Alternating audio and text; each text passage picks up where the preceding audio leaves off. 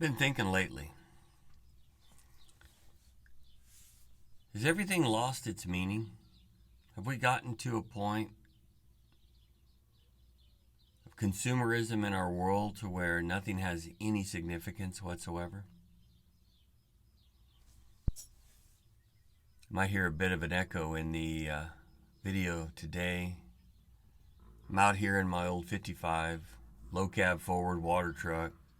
This thing for years took grapes over to the Bay Area from the valley. Then finally retired in Wonder Valley. Great place to retire. Now it's here. And what would a truck be without, well, a thermos? This thermos came from a real good friend of mine, and you can see it is beat and battered, and it's been used. He told me, he says, that thermos traveled a lot of miles with me. Now that thermos travels with me. And it has significance. You see, my friend was the epitome of just a hard-working man. I think he retired 3 times.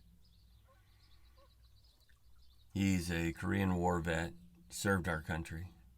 Man of just impeccable integrity.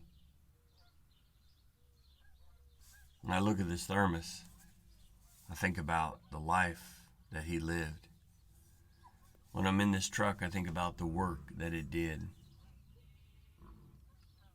This morning we take a look at Revelation 8, 3 through 5, and we're kind of cutting into the Sunday school stuff a little bit, but take a look at what it says here.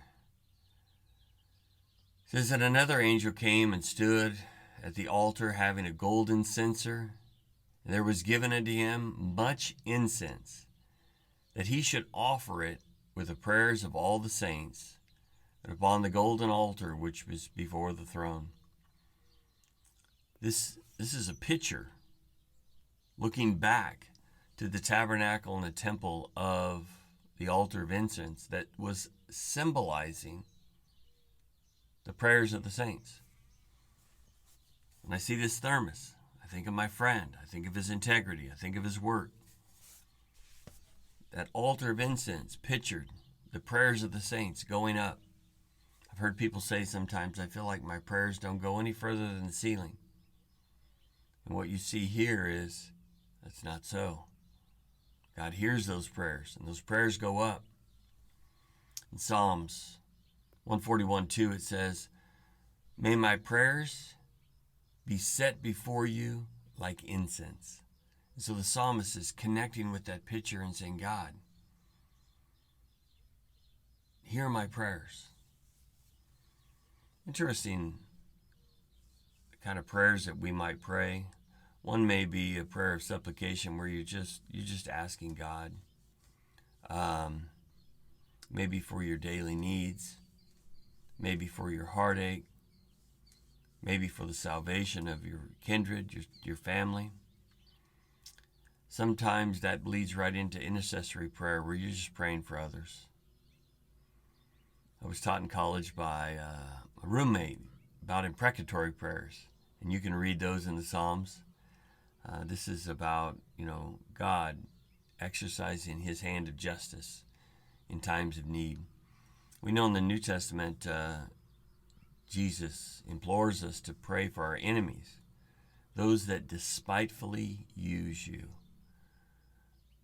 What he's doing there is he is challenging us to look beyond the physical, to sacrifice ourselves for the souls of other people, to be more like Christ.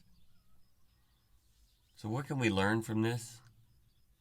One is from that picture. We ought to see that picture and realize it has significance, and that God can hear our prayers. The other thing is knowing that he hears our prayers. And when you read on in Revelation 8, he answers. He answers.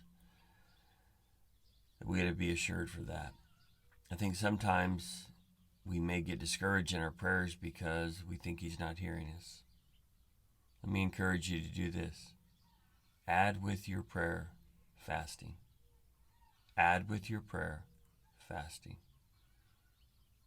See if that'll make a difference. I'm almost sure that it would. May God bless you. May we see the picture today. May we get it. And may we be a people of prayer. More now than any, we need prayer. Our country needs prayer. Today is Memorial Day. We've got widows, spouses that need prayer. We've got children lost their dads, their grandfathers, their moms, their grandmas in war. They need your prayers. Can you pray today? Can you allow some time today just to let those prayers go up, just like from the altar of incense going up to heaven? May God bless you richly this day.